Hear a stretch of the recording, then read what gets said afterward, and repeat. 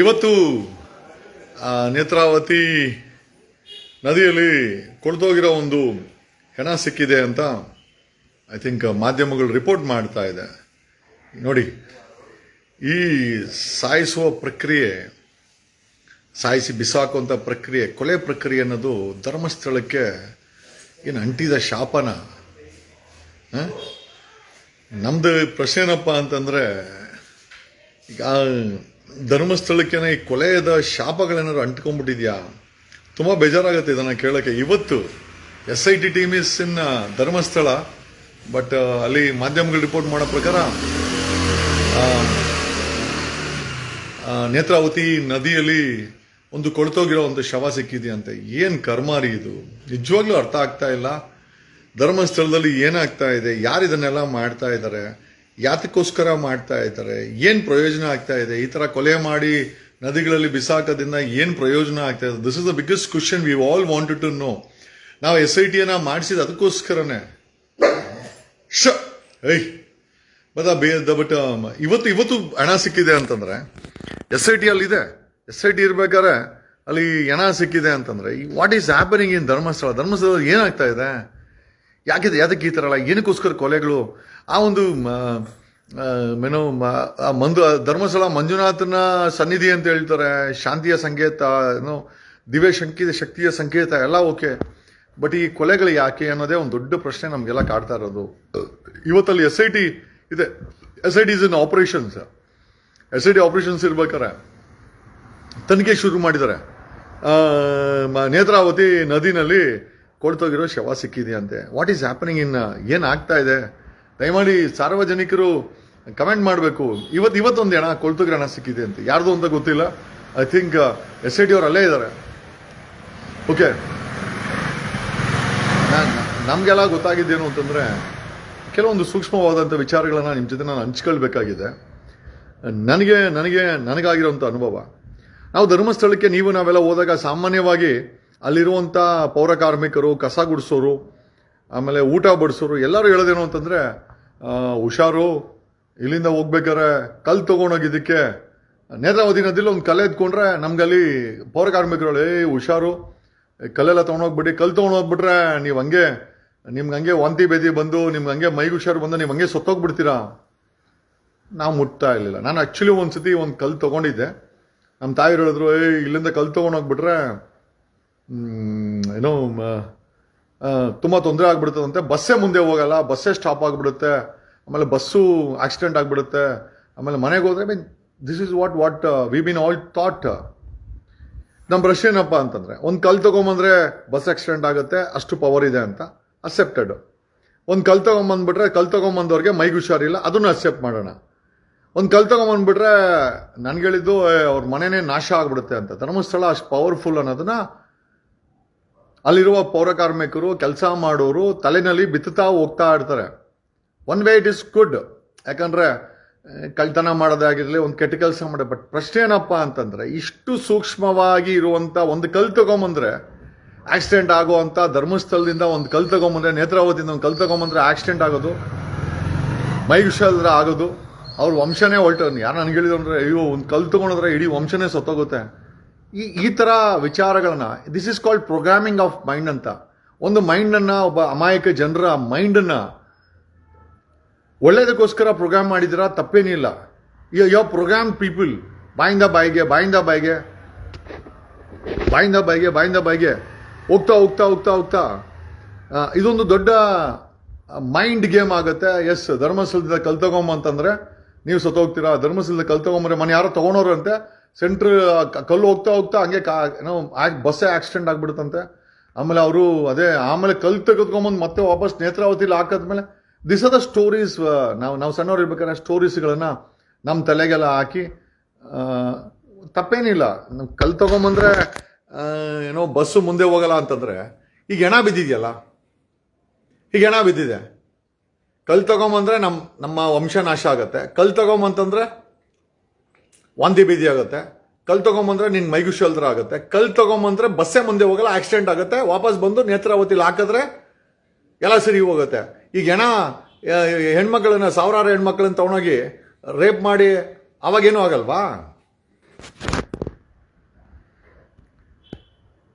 ಮೂಕ ಮೂಕ ಭಕ್ತರಿಗೆ, ಮೂಕ ಹಿಂದೂಗಳಿಗೆ, ಮೂಕ ದೇವಸ್ಥಾನಕ್ಕೆ ಬಂದು ಉಂಡಿಗೆ ಹಾಕೋರಿಗೆ ಕೆಳಗಡೆ ಅನ್ನ ಬಿದ್ದರೆ ಅವ್ನು ಬಾಯಲ್ಲಿ ಅವರು ಅನ್ನ ಬಡಿಸೋರು ಇದಾರಲ್ಲ, ಅವ್ರು ಎಷ್ಟು ಎಷ್ಟು ಕೆಟ್ಟದಾಗಿ ನಡ್ಕೊಂತಾರೆ ಅಲ್ಲಿ. ನಾನು ನೋಡಿದ್ದೀನಿ ಸರ್. ಸ್ವಾಮಿ ನಾವೆಲ್ಲ ಅವ್ರು ಬಿಳೆ ಬಟ್ಟೆ ಹಾಕೊಂಡು ಸ್ವಾಮಿ ಒಂಚೂರು ಸಾಂಬಾರಿಗೆ ಅವೇ ಕೇಳೋಕ್ಕಾಗಿಲ್ಲ ನನಗಂದಿದ್ದಾರೆ. I experience this. ಸ್ವಾಮಿ ನೀರು ಕುಡಿ ಅಂದರೆ ಕಚ್ಚು ಕುಡಿಬೇಡ ಗುರು. ಒಂದೊಂದ್ಸತಿ ಆಗ್ಬಿಡುತ್ತೆ. ಅನ್ನಪೂರ್ಣಲ್ಲಿ ಊಟ ಮಾಡಿ ಕಚ್ಚು ಕುಡಿಬೇಡ ಎಷ್ಟು ಸತಿ ಹೇಳೋದು. ರೌಡಿಗಳ ಥರ ಆಡ್ತಾರೆ. ನಾನು ಎಕ್ಸ್ಪೀರಿಯನ್ಸ್ ಆಗಿದೆ. ಪ್ರೋಗ್ರಾಮಿಂಗ್ ಅಲ್ವಾ, ಕಲ್ ತೊಗೊಂಡೋದ್ರೆ ಸತ್ತೋಗ್ತಾರೆ. ಒಂದು 10 ಜನಕ್ಕೆ ಅಲ್ಲಿರೋರು ಹೇಳ್ದ ಅಂತಂದ್ರೆ ಅದಂಗೆ ಪ್ರೋಗ್ರಾಮಿಂಗ್ ಆಗುತ್ತೆ. This is called playing with the minds. Psychologically ಜನಗಳಿಗೆ ಒಂದು ಭಯವನ್ನು ಹುಟ್ಟಿಸುವಂತ ಒಂದು ತಂತ್ರಗಾರಿಕೆ ಇದೆಲ್ಲ. ನಿಜವಾಗ್ಲೂ ಐ ಅಂಡರ್ಸ್ಟ್ಯಾಂಡ್. ಒಂದು ಭಕ್ತಿ ಭಾವ ಸಂಪ್ರದಾಯ ಎಲ್ಲ ಒಪ್ಕೊಳ್ಳೋಣ. ನೀವು ಒಳ್ಳೇದಕ್ಕೆ ಕೇಳಿದ್ರೆ ಕೆಟ್ಟದಕ್ಕೆ ಕೇಳಿದ್ರೆ ಗೊತ್ತಿಲ್ಲ. ಕಲ್ಲು ಎತ್ಕೊಂಡೋದ್ರೆ ಮೈಗುಶೇಲ್ದ್ರ ಆಗತ್ತೆ ಅನ್ನೋದು, ಕಲ್ಲು ಎತ್ಕೊಂಡೋದ್ರೆ ನೇತ್ರಾವತಿನ ಕಲ್ಲು ತಗೊಂಡೋದ್ರೆ ವಂಶನೇ ಹಾಳಾಗುತ್ತೆ ಅನ್ನೋದು, ನೇತ್ರಾವತಿ ಕಲ್ಲು ತಗೊಂಡ್ರೆ ಆಕ್ಸಿಡೆಂಟ್ ಆಗುತ್ತೆ ಬಸ್ಸು ಅಂತ. ಇಷ್ಟೆಲ್ಲ ಪವರ್ ಇಟ್ಕೊಂಡ್ರು ಅಂತ ದೇವರು ಇಲ್ಲಿ ಹೆಣ್ಣುಮಕ್ಕಳ ಕಿಡ್ನಾಪ್ ಆಗ್ತಾ ಇದೆ, ಹೆಣ್ಣು ಮಕ್ಕಳ ಅತ್ಯಾಚಾರ ಆಗ್ತಾ ಇದೆ, ಸಾವಿರಾರು ಹೆಣ್ಮಕ್ಕಳ. ಇದ್ರ ಮೇಲೆ ಯಾಕೆ ಇಂಪ್ಯಾಕ್ಟ್ ಆಗ್ತಾ ಇಲ್ಲ? ಇವತ್ತೊಂದು ಹೆಣ ಸಿಕ್ಕಿದೆ. ಈ ಸ್ಟ್ರಿಕ್ಟ್ ಎನ್ಫೋರ್ಸ್ಮೆಂಟ್ ಬರೀ ಹೊರಗಡೆಯಿಂದ ಬರೋರ್ಗೆ ಮಾತ್ರನಾ?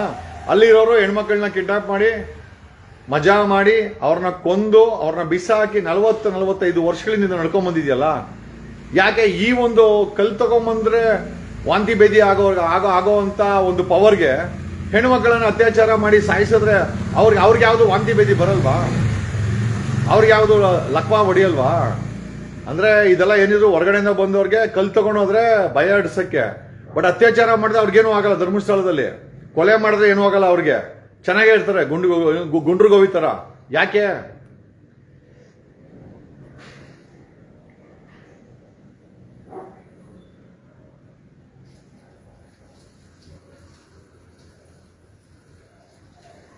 ಇದೆಲ್ಲ ಒಂದು ತಿಳ್ಕೊಳ್ಳಿ. ಇದೆಲ್ಲ ಕಟ್ಟು ಕಥೆಗಳು. This is called playing of minds ಅಂತ. ಅಂದ್ರೆ ನಮ್ಮ ಮನಸ್ಸುಗಳ ಜೊತೆ ಇವ್ರುಗಳು ಅಷ್ಟು ದೊಡ್ಡ ಪ್ರಾಂತ್ಯವನ್ನು ಆಡಳಿತ ಮಾಡಬೇಕಾದ್ರೆ ಮುಂಚೆ ಸೈನಿಕರನ್ನಿಟ್ಟು ಮಾಡ್ತಾ ಇದ್ರು. ಈಗ ಏನ್ ಮಾಡ್ತಾ ಇದಾರೆ ಧರ್ಮಸ್ಥಳ ಅಂತಂದ್ರೆ ನಮ್ಮ ಮೈಂಡ್ ಅನ್ನ ಒಂದು ಪ್ರೋಗ್ರಾಮಿಂಗ್ ಮಾಡ್ತಾರೆ. ಕಲ್ಲು ಎತ್ಕೊಂಬಂದ್ರೆ ಸತ್ತೋಗ್ತಾರೆ. ಇದು ಕಾರಣ ಏನು ಗೊತ್ತಾ? ನೀವು ಅಲ್ಲಿ ಏನು ಕಳ್ತನ ಮಾಡಬಾರ್ದು, ಏನು ಕ್ರೈಮ್ ಮಾಡಬಾರ್ದು, ನೀವ್ಯಾರು ಮಾಡಬಾರ್ದು. ಬಟ್ ಅಲ್ಲಿರೋರು ಕಿಡ್ನಾಪ್ ಮಾಡ್ಬೋದು, ಹೆಣ್ಮಕ್ಳನ್ನ ಅತ್ಯಾಚಾರ ಮಾಡ್ಬೋದು, ಸತತ ಅತ್ಯಾಚಾರ ಮಾಡ್ಬೋದು, ಗ್ಯಾಂಗ್ ರೇಪ್ ಮಾಡ್ಬೋದು, ಅವ್ರನ್ನ ಕೊಲ್ಲಬಹುದು, ತಗೊಂಡೋಗಿ ನೇತ್ರಾವತಿಲಿ ಬಿಸಾಕ್ಬಹುದು, ಇಲ್ಲ ಭೀಮನ್ ಕೈಲಿ ಕೊಟ್ಟು ಮಣ್ಣಾಕ್ಸ್ಬೋದು. ಇದಕ್ಕೆ ಅಲ್ಲಿರುವ ಶಕ್ತಿ ಏನು ಮಾಡಲ್ವಾ? ಅಲ್ಲಿರೋ ಶಕ್ತಿ ಬರೀ ಕಲ್ಲೆತ್ಕೊಂಬಂದ್ರೆ ಕಲ್ಲೆತ್ಕೊಂಬಂದಿದ್ದ ವ್ಯಕ್ತಿಗಳಿಗೆ ಮಾತ್ರ ವಾಂತಿ ಭೇದಿ ಬರ್ತದೆ. ಕಲ್ಲೆತ್ಕೊಂಬಂದ್ರೆ ವಂಶ ಸುತ್ತೋಗುತ್ತೆ. ಹೆಣ್ಣುಮಕ್ಳ ಸಾವಿರಾರು ಹೆಣ್ಮಕ್ಳನ್ನ ಕಿಡ್ನಾಪ್ ಮಾಡಿದ್ರೆ ವಂಶ ಹೋಗಲ್ವಾ? ಈಗಾಗತ್ತೆ, ಅವ್ರ ವಂಶ ಹೋಗುತ್ತೆ. ಯಾರು ಹೆಣ್ಣುಮಕ್ಳನ್ನ ಕಿಡ್ನಾಪ್ ಮಾಡಿ ಅತ್ಯಾಚಾರ ಮಾಡಿದ್ರಲ್ಲ ಅವ್ರ ವಂಶ ನಾಶ ಆಗುತ್ತೆ. ಇದು ಮಂಜುನಾಥ ಹೇಳ್ಬೇಕಾಗಿಲ್ಲ, ಆತ್ಮಗಳು ಹೇಳ್ತಾ ಇದೆ, ಮೇಲೆ ಪರಮಾತ್ಮ ಹೇಳ್ತಾ ಇದ್ದಾನೆ. ಮಂಜುನಾಥ್ ಇರ್ಲಿ, ಮಂಜುನಾಥನ ಬಗ್ಗೆ ಸಂಪೂರ್ಣ ಗೌರವ ಇದೆ, ಮಂಜುನಾಥನ ಬಗ್ಗೆ ಸಂಪೂರ್ಣ ಭಕ್ತಿ ಇದೆ. ಬಟ್ ಅದೇ ಮಂಜುನಾಥನ ಕ್ಷೇತ್ರದಲ್ಲಿ ನಡೀತಿರುವಂತ ಅತ್ಯಾಚಾರಗಳ ಬಗ್ಗೆ ನಮಗೆ ಸಿಕ್ಕಾಪಟ್ಟೆ ಸಿಟ್ಟಿದೆ, ಬೇಜಾರಿದೆ, ಕೋಪ ಇದೆ.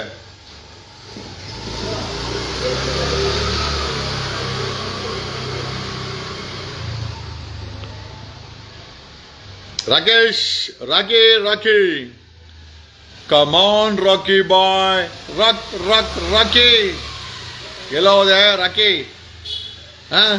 ಆ ಪವರ್ ಟಿವಿನ ಅಥವಾ ಏನೋ ಒಂದ್ ರೀತಿ ರೆಡ್ ಲೈಟ್ ಏರಿಯಾ ತರ ಮಾಡ್ಬಿಡ್ತೀಯ ಕಣ ಆ ಪವರ್ ಟಿವಿನ. ನೀನು ಬಿಸ್ನೆಸ್ ಮಾಡಕ್ಕೆ, ದಂಧೆ ಮಾಡಕ್ಕೆ, ನಿಂದು ತೀಟೆ ತೀಸ್ಕೊಳಕ್ಕೆ ಪವರ್ ಟಿವಿ ಅದು ಹಿಂಗನ ಕೂತ್ಕೊಂಡು ಹೋಗ್ಲಿ. ಮನೆ ಯಾರೋ ನಿಮ್ಮ ಎಂಪ್ಲಾಯಿ ನಿಮ್ಮ ಪವರ್ ಟಿವಿನಲ್ಲಿ ಲಿಫ್ಟ್ ಇಂದ ಬಿದ್ದು ಸತ್ತೋದ್ರಂತೆ, ಚೆನ್ನಾಗಿ ಮ್ಯಾನೇಜ್ ಮಾಡದಂತೆ. ನಿಜನೇನೋ ರಾಕಿ ಬಾಯ್? ಕಮಾನ್ ರಾಕಿ ಬಾಯ್, ರಾಕಿ. ಏನ್ ಮನುಷ್ಯ ಅಂತ ಉಟ್ಬಿಟ್ಟ ಕಣೋ. ನಿಂದು 100 ಇದೆ ಬಿಚ್ಚಿಡ್ಬೇಕು ಅಂತಂದ್ರೆ. ಪವರ್ ಟಿವಿ ರಾಕೇಶ್ ಶೆಟ್ಟಿ ನಿನ್ನ ಹಾಕೊಂಡು ಕೊಟ್ಟಿ ಏನ ಮನ್ಸನ ನೀನು ಕಾಸುಗೋಸ್ಕರ ಏನು ಬೇಕಾರ ಮಾಡ್ತೀಯಪ್ಪ. ಯಾವ ಪ್ರೋಗ್ರಾಮ್ ಅಲ್ಲಿ ಪ್ರಜ್ವಲ್ ರೇವಣ್ಣನ ತಿರ್ಚಿದ್ದು ಪ್ರಜ್ವಲ್ ರೇವಣ್ಣ ಮಾತ್ರ ರೇಪಿಸ್ಟು. ಇಲ್ಲಿ ಧರ್ಮಸ್ಥಳದಲ್ಲಿ ಬರೀ ಅವ್ನು ರೇಪ್ ಮಾಡ್ದ ಪ್ರಜ್ವಲ್ ರೇವಣ್ಣ. ಇವರು ಕಿಡ್ನಾಪ್ ಮಾಡೋದು, ರೇಪ್ ಮಾಡೋದು, ಕೊಲ್ಲೋದು. ಅವ್ನು ಸದ್ಯ ಪ್ರಜ್ವಲ್ ರೇವಣ್ಣ ಏನೋ ಈ ಒನ್ಲಿ ಇನ್ವಾಲ್ಡ್ ಇನ್ ರೇಪ್, ಕೊಲ್ಲೋದ್ಗಿಲ್ಲ. ಇವ್ರು ಏನೋ ಮರಯ್ಯ ಪವರ್ ಟಿವಿ ರಾಕೇಶ ಏನೇವ್ sir.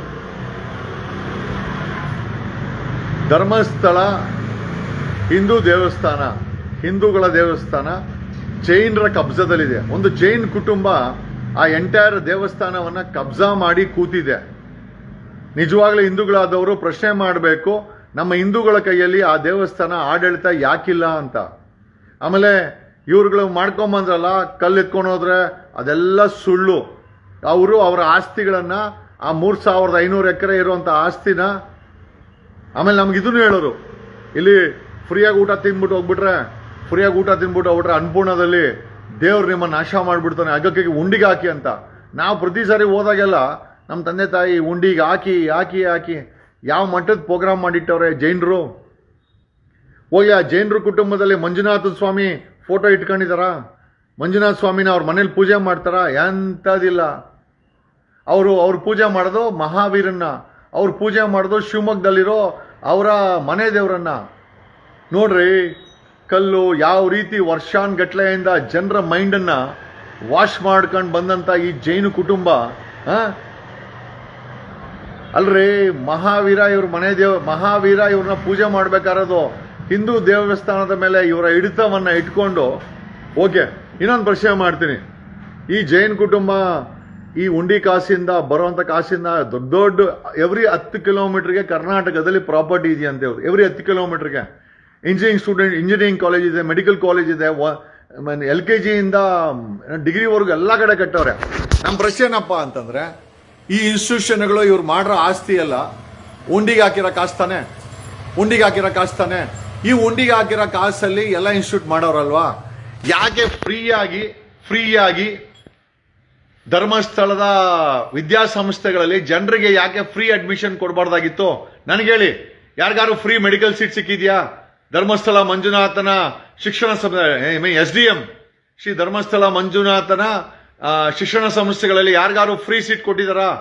LKG, UKG, first standard, second standard, third standard, high school, college, engineering, medical, nurse, dental ಎಲ್ಲ ಇದೆ. ಈ ಜೈನ್ ಕುಟುಂಬ ಈ ಉಂಡಿ ಕಾಸಿಂದ ಈ ಎಲ್ಲಾ ಇನ್ಸ್ಟಿಟ್ಯೂಟ್ ಕಟ್ಟಿದ್ದಾರೆ. ಕರ್ನಾಟಕದಲ್ಲಿ ಯಾರಿಗಾರು 10% ಬಡವರಿಗೆ ಈ ಕಾಲೇಜುಗಳಲ್ಲಿ, ಈ ಸ್ಕೂಲುಗಳಲ್ಲಿ ನಿಮ್ಗೆ ಯಾರಿಗಾರು ಫ್ರೀ ಸೀಟ್ ಕೊಟ್ಟಿದಾರ? ಅವ್ರು ಕೊಡಲ್ಲ. ಉಂಡಿ ಕಾಸೆಲ್ಲ ತಗೊಂಡೋಗಿ ಇನ್ಸ್ಟಿಟ್ಯೂಟ್ ಕಟ್ಟವ್ರೆ. ಯಾರಿಗೂ ಉಚಿತ ಕೊಡಲ್ಲ. ಕೋಟಿ ಕಾಸಿಗೆ ಮಾರ್ಕೊಂತಾರೆ. ಆಮೇಲೆ ಆ ದುಡ್ಡನ್ನ ಅವ್ರದ್ದು ಅಂತ ಹೇಳ್ತಾರೆ. ಹಿಂದೂ ದೇವಸ್ಥಾನದ ಮೇಲೆ ಒಬ್ಬ ಜೈನ್ ಕುಟುಂಬ ಕಬ್ಜಾ ಮಾಡಿ ಕೂತಿದೆ. ನಿಮಗೆ ನಾಚಿಕೆ ಗೀಚಿಕೆ ಏನಿಲ್ವಾ? 40 ವರ್ಷಗಳಿಂದ ನಾನು ನೋಡ್ದಂಗೆ 40 ವರ್ಷಗಳಿಂದ ಕಲ್ ತಗೊಂಡೋದ್ರೆ ನಮಗೆ ವಾಂತಿ ಬೇದಿಯಾಗಿ ಸುತ್ತೋಗ್ಬಿಡ್ತಾರಂತೆ. ಕಲ್ ತಗೊಂಡೋಗ್ಬಿಟ್ರೆ ನಾವು ಆಕ್ಸಿಡೆಂಟ್ ಆಗ್ಬಿಡ್ತದಂತೆ. ಹೆಣ್ಣನ್ನ ಕೊಂದವ್ರಿಗೆ ಅದೇ ಧರ್ಮಸ್ಥಳದಲ್ಲಿ ಏನೂ ಆಗಿಲ್ಲ. ರಾಜರ ತರ ಕಬ್ಜಾ ಮಾಡಿ ಕೂತಿದ್ದಾರೆ. ಇದೆಲ್ಲ ನಮ್ಗೆಲ್ಲ ಹುಳಗಳು ಬಿಟ್ಟು ನಮ್ಗೆ ಯೋಚನೆ ಮಾಡೋ ಶಕ್ತಿ ಇಲ್ಲ. ಆ ದೇವರ ದೈವತ್ವವನ್ನ ಯಾವ ಮಟ್ಟಿಗೆ ವಾಶ್ ಮಾಡಿದ್ದಾರೆ ಇವರು? ಕಲ್ ತಗೊಂಡೋಗ್ಬಿಟ್ರೆ ವಾಂತಿ ಬೇದಿ ಆಗತ್ತಾ?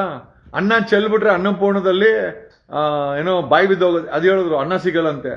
ದಿಸ್ ಈಸ್ ಹೌ ಈ ರೀತಿ ಏನೋ ಸುಳ್ಳುಗಳನ್ನ ಹೇಳಿ ಜನರನ್ನ ಪ್ರೋಗ್ರಾಮಿಂಗ್ ಮಾಡಿ ಅವರ ಮೈಂಡ್ಗಳನ್ನ ಕಂಟ್ರೋಲ್ ತಗೊಂಡು ಅವ್ರ ಕೈಯಲ್ಲಿ ಉಂಡಿಲ್ ಕಾಸು ಹಾಕ್ಸ್ಕೊಂಡು ಅದರಿಂದ ಇನ್ಸ್ಟಿಟ್ಯೂಟ್ಗಳು ಕಟ್ಕೊಂಡು ಒಬ್ಬರಿಗೆ SDM ಶ್ರೀ ಧರ್ಮಸ್ಥಳ ಮಂಜುನಾಥನಿಂದ ಯಾರಿಗಾದ್ರೂ ಒಬ್ಬರಿಗೆ 10%, 20% ಜನರಿಗೆ, ಶೆಡ್ಯೂಲ್ ಕ್ಯಾಸ್ಟ್, ಶೆಡ್ಯೂಲ್ ಟ್ರೈಬ್ಸ್, ಬಡವರಿಗೆ, ಸಾಮಾನ್ಯರಿಗೆ ಎಲ್ಲರೂ ಉಚಿತ ಸೀಟ್ ಕೊಟ್ಟಿದಾರಾ?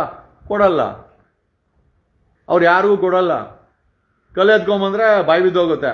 ಅದೇ ಸಾವಿರಾರು ಹೆಣ್ಣುಮಕ್ಕಳನ್ನ ಕಿಡ್ನಾಪ್ ಮಾಡಿ ಅತ್ಯಾಚಾರಿ ಮಾಡಕ್ ಮುಂದೆ ಅವ್ರಿಗೆ ಏನೂ ಆಗಲ್ಲ. ಯಾವ ದೊಡ್ಡ ರೋಗನೂ ಬರಲ್ಲ ಅವ್ರಿಗೆ. ಧರ್ಮಸ್ಥಳದಲ್ಲಿ ಚೆನ್ನಾಗಿದ್ದಾರೆ ಮುಂಡೇವು. ಅಂದ್ರೆ ನಾವು ಕಲೆ ಎತ್ಕೊಂಬಂದ್ರೆ ನಾವು ನಾಶ ಆಗ್ಬಿಡ್ತೀವಿ. ಇವ್ರು ರೇಪ್ಗಳು ಮಾಡಿದ್ರೆ ಏನೂ ಆಗಲ್ಲ. ಕಲ್ಗುಡಿದಂಗ ಅವ್ರೆ ತಿನ್ಕೊಂಡು ಉಣ್ಕೊಂಡು. ಸೊ ಹಿಂದೂಗಳೇ ಎಚ್ಚೆತ್ತುಕೊಳ್ಳಿ. ಆ ಜೈನರು ಕಬ್ಜಾ ಮಾಡಿ ಕೂತಿರುವಂತ ಆ ಜಾಗವನ್ನು ನಾವೆಲ್ಲ ಮತ್ತೆ ವಾಪಸ್ ತಗೊಳ್ಬೇಕಾಗಿದೆ. ಖಂಡಿತವಾಗಿ ನ್ಯಾಯ ಸಿಕ್ಕೇ ಸಿಗುತ್ತೆ. ಕೋಳ ಹಾಕೇ ಹಾಕ್ತಾರೆ, ಅರೆಸ್ಟ್ ಆಗೇ ಆಗ್ತಾರೆ, ಇವ್ರು ಜೈಲ್ಗೆ ಹೋಗೇ ಹೋಗ್ತಾರೆ. ತಾಳ್ಮೆ ಇಟ್ಕೊಳ್ಳಿ ಅಷ್ಟೇ. ಇಷ್ಟು ಹೇಳಬಲ್ಲೆ. ಇಷ್ಟನ್ನೇ ಹೇಳುತ್ತಾ ಈ ಲೈವನ್ನ ಮುಗಿಸ್ತಾ ಇದ್ದೀನಿ. Good night, sweet dreams, love you all. Okay, and thanks a lot. ಇವತ್ತು ಇನ್ನೊಂದು ವಿಚಾರ ಹೇಳೋದು ಮರ್ತೋಗ್ಬಿಟ್ಟೆ. ಸ್ತ್ರೀ ಟಿವಿ ಅಂತ ಒಂದು ಮಹಾಲಕ್ಷ್ಮಿ ಲೇಔಟಲ್ಲಿ, ಮಹಾಲಕ್ಷ್ಮಿ ಅಂದ್ರೆ ಹೆಣ್ಣಿನ ಆ ಜಾಗದಲ್ಲಿ ಒಂದು ಸ್ತ್ರೀ ಟಿವಿ ಅಂತ ಇದೆ. ಆ ಸ್ತ್ರೀ ಟಿವಿ ಅವರು ಇವತ್ತು ಇಂಟರ್ವ್ಯೂ ಮಾಡಿದ್ದಾರೆ. ಐ ಥಿಂಕ್ ನಾಳೆ ಸೋಷಿಯಲ್ ಮೀಡಿಯಾದಲ್ಲೆಲ್ಲ ಬರುತ್ತೆ. I also share the link with you. ನೋಡಿ, ಹೆಣ್ಮಕ್ಳು ನಾನು ಒಂದು ವಿಚಾರ ಹೇಳಕ್ ಇಷ್ಟಪಡ್ತೀನಿ. I close this video telling something. ಗಂಡ್ಸ್ ಅಂದ್ರೆ ಯಾರು? ಗಂಡ್ಸ್ ಅಂತಂದ್ರೆ ನಾನು ಇವತ್ತು ಟಿವಿ ಅವ್ರಿಗೂ ಅದನ್ನೇ ಹೇಳಿದೆ. ಗಂಡ್ಸ್ ಅಂದ್ರೆ ಯಾರು? ಗಂಡ್ಸ್ ಅಂತಂದ್ರೆ ಹೆಣ್ಣು ಮಕ್ಕಳು ನಮ್ಮ ಹತ್ರ ಯಾರ ಹತ್ರ ಸೇಫ್ ಆಗಿ ಫೀಲ್ ಮಾಡ್ತಾರೆ, ಯಾರಿಂದ ತೊಂದರೆ ಆಗಲ್ಲ, ಯಾರ ಜೊತೆಲಿ ಹೆಣ್ಮಕ್ಳಿದ್ರೆ ಅವ್ರಿಗೆ ಸೇಫ್ಟಿ ಇರುತ್ತೆ, ಅವನೇ ನಿಜವಾದ ಗಂಡಸು. ಒಂದು ಹೆಣ್ಣನ್ನ ಗೌರವಿಸೋನು, ಒಂದು ಹೆಣ್ಣನ್ನ ಪ್ರೊಟೆಕ್ಟ್ ಮಾಡೋನು, ಅವಳ ಫೀಲಿಂಗ್ ಅನ್ನ ಅರ್ಥ ಮಾಡ್ಕೊಳ್ಳೋನು, ಅವಳಿಗೇನು ತೊಂದರೆ ಆಗದಂಗೆ ನೋಡ್ಕೊಳ್ಳೋನು, ಅವನೇ ನಿಜವಾದ ಗಂಡಸು ಅಂತ ಹೇಳುತ್ತಾ ಈ ಲೈವ್ ನ ಮುಗಿಸ್ತಾ ಇದ್ದೀನಿ. Thanks a lot, love you all. ಕಲ್ಲೆತ್ಕೊಂಬನಿ, ಏನೂ ಆಗಲ್ಲ. ಕೊಂದು ಅತ್ಯಾಚಾರ ಮಾಡಿದವ್ರಿಗೆ ಧರ್ಮಸ್ಥಳದಲ್ಲಿ ಏನೂ ಆಗಿಲ್ಲ ಅಂದ್ಮೇಲೆ ಕಲ್ಲೆತ್ಕೊಂಬಂದ್ರೆ ಸಾಯ್ತಾರೆ, ಕಲ್ಲೆತ್ಕೊಂಬಂದ್ರೆ ಆಕ್ಸಿಡೆಂಟ್ ಆಗ್ತಾರೆ. ಇವರೆಲ್ಲ ನಮ್ಮ ಮೈಂಡ್ಗಳ ಜೊತೆ ದೇವರನ್ನ ಇಟ್ಕೊಂಡು ಆಟ ಆಡಿದ್ದಾರೆ. ದೇವರೆಲ್ಲ ನೋಡ್ತಾ ಇದ್ದಾನೆ. ಆ ಧರ್ಮಸ್ಥಳ, ಆ ಮಂಜುನಾಥ, ಆ ಧರ್ಮಸ್ಥಳ ಅಣ್ಣಪ್ಪ ಎಲ್ಲ ನೋಡ್ತಾ ಇದ್ದಾನೆ. ಆ ಅಣ್ಣಪ್ಪನನ್ನ ಮತ್ತೆ ಆ ಧರ್ಮಸ್ಥಳ ಮಂಜುನಾಥನನ್ನ ಈ ಜೈನರ ಹಿಡಿತದಿಂದ ಹಿಂದೂಗಳ ಹಿಡಿತಕ್ಕೆ ಕೊಡಬೇಕಾದಂತ ಒಂದು ಸಮಯ ಬರುತ್ತೆ. ಅಲ್ಲಿವರೆಗೂ ನಮ್ಮ ಹೋರಾಟ ಮುಂದುವರಿತದೆ. ನಮ್ಮ ಹಿಂದೂಗಳು ಧರ್ಮಸ್ಥಳವನ್ನ ಆಡಳಿತ ಮಾಡಬೇಕು.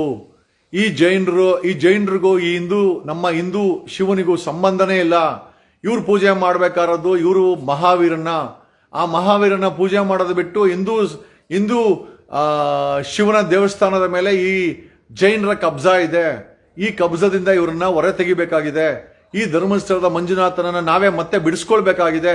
ಆ ಮಂಜುನಾಥನನ್ನ ಬಿಡಿಸ್ಕೊಂಡು ಈ ಪಾಪವನ್ನ ನಾವೆಲ್ಲ ಸೇರಿ ತೊಳಿಬೇಕಾಗಿದೆ. ಧರ್ಮಸ್ಥಳದಲ್ಲಿ ನಮ್ಮ ಮೇಲೆ ಎಲ್ಲ ದೊಡ್ಡ ಜವಾಬ್ದಾರಿ ಇದೆ ಅಂತ ಹೇಳುತ್ತಾ ಈ ವಿಡಿಯೋನ ಮುಗಿಸ್ತಾ ಇದ್ದೀನಿ. Thanks a lot, love you all. ಒಂದಲ್ಲ ಒಂದ್ ದಿವಸ ಆ ಧರ್ಮಸ್ಥಳ ದೇವಸ್ಥಾನ ಹಿಂದೂಗಳ ಕೈಗೆ ಬಂದೇ ಬರುತ್ತೆ. ನಾವು ತಗೊಳ್ತೀವಿ. Thank you, love you all.